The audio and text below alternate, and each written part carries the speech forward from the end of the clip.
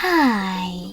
In front of me is BLACKVIEW Tab 12, and today I would like to show you how you can rename it.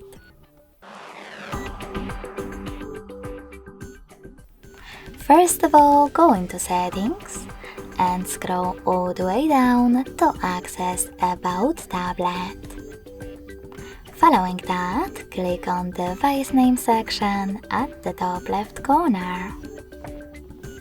Then type in wherever you wish to.